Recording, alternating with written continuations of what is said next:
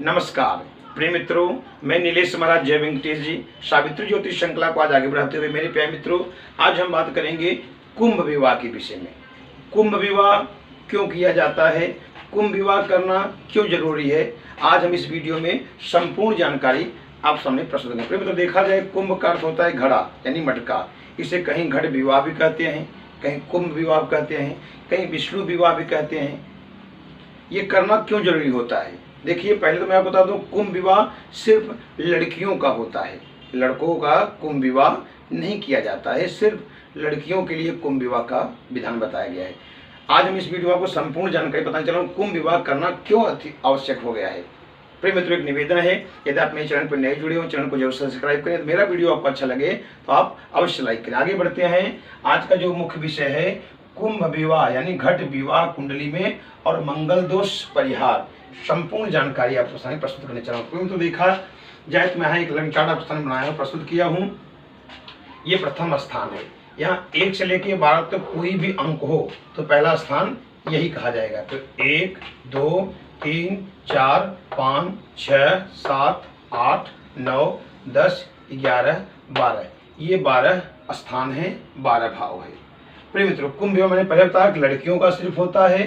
तो अगर किसी लड़की की कुंडली में यदि मंगल पहले स्थान में बैठा हो, या मंगल चतुर्थ भाव में बैठा हो, या मंगल सप्तम भाव में बैठा हो, या मंगल अष्टम भाव में बैठा हो, या मंगल द्वादश भाव में बैठा हो, तो इनको कुंभ विवाह करना अति आवश्यक है। क्योंकि ये कुंडली में बताया गया मंगल दोष हो गया, यानी मांगलिक जो बोलते हैं, तो इनके लिए कुंभ विवाह करना बहुत ही अनिवार्य है। मान लीजिए मंगल की डिग्री 0 से 1 हो या 29 से 30 डिग्री हो, तो मंगल का जो डिग्री कमजोर होने की वजह से मंगल अपना प्रभाव नहीं डाल सकता, मंगल का प्रभाव निष्फल हो जाएगा और ये आंशिक मंगल हो जाएगा। लेकिन यदि कहीं मंगल की डिग्री ज़्यादा हो, मंगल अपना युवा अवस्था में हो, कि अपना असर दिखाएगा और विवाह में काफ़ी प्रॉब्लम खड़ा कर देगा। यदि विवाह हो भी गया तो संभवतः विवाह टूट सकता है, या आपस में पति पत्नी में मतभेद होगा, वो जीवन अच्छे से चलता नहीं, और या तो विवाह जल्दी कहीं संपन्न होता नहीं, विवाह में काफ़ी प्रॉब्लम बढ़ता जाता है।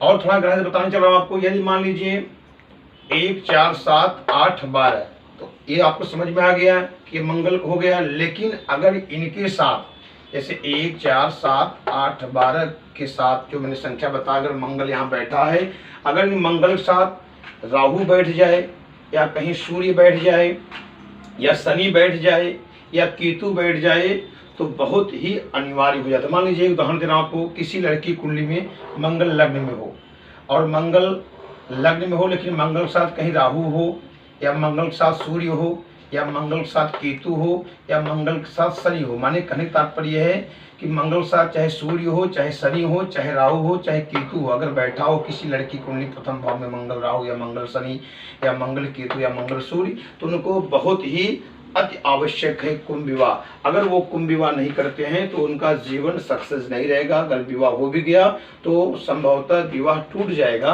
और जल्दी तो विवाह संपन्न या अच्छा रिश्ता मिलने में बहुत कठिनाई बढ़ जाएगी। आगे बढ़ते हैं। अगर किसी लड़की कुंडली में चौथे भाव मंगल बैठा हो, तो अपनी कुंडली देखें, अगर मंगल के साथ सूर्य बैठा हो, मंगल के साथ राहु बैठा हो, मंगल के साथ केतु बैठा हो, या मंगल के साथ शनि बैठा हो, चतुर्थ भाव में अगर ऐसा योग बनता हो, तो भी ये अतिशय कुंभ दोष होगा और कुंभ विवाह करना बहुत ही अनिवार्य हो जाएगा। अगर वो कुंभ विवाह करे बिना अगर विवाह कर लेते हैं तो सक्सेस विवाह नहीं होगा, टूटने का चांसेस ज़्यादा रहेगा। अगर नहीं टूटता है तो आपस में काफ़ी कलह रहेगा, मतभेद रहेगा, और पति पत्नी में कभी बैठेगा नहीं। आगे बढ़ते हैं सप्तम भाव। देखिए, सप्तम भाव में ये विवाह का विचार किया जाता है।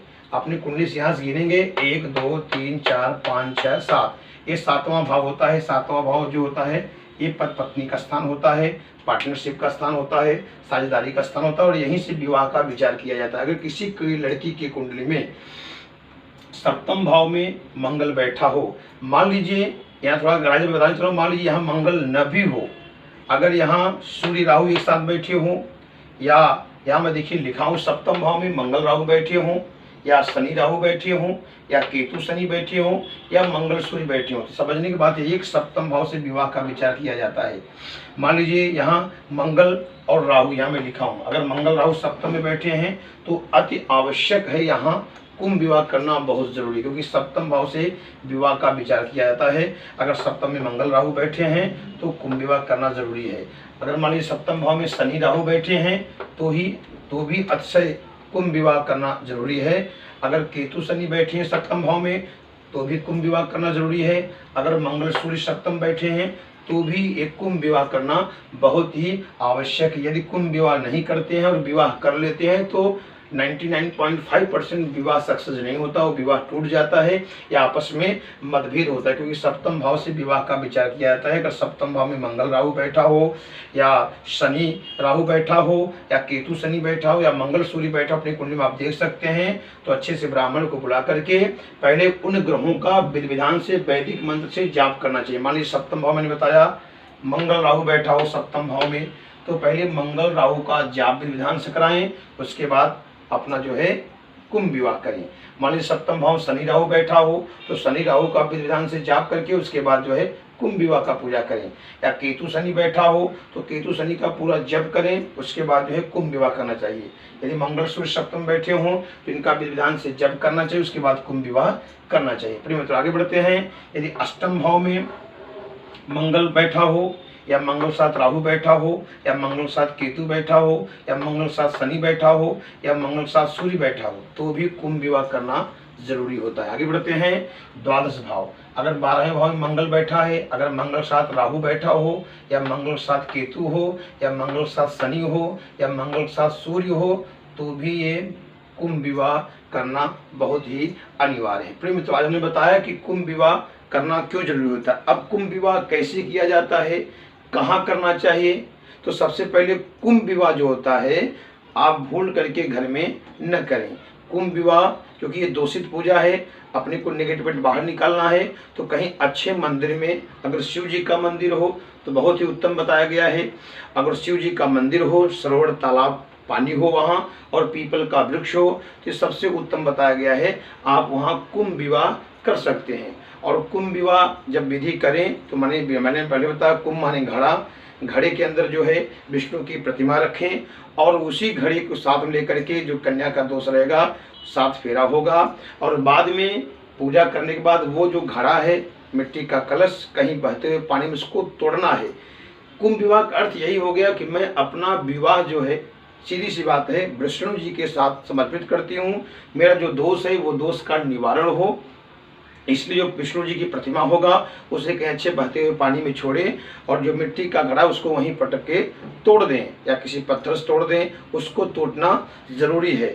उसके बाद आए, आपको जो है ब्राह्मण अभिषेक कराएंगे, और पूरा अभिषेक आपको होगा, आप अपना वस्त्र जो है कहीं अच्छे पानी में बहते हुए छोड़ दें, दूसरा नया वस्त्र धारण करके घर पे जाना चाहिए। और इसका विधि विधान है, अच्छे से कर्मकांड से पूजा करवाएं, उसके बाद ही आपका दोष का निवारण होगा।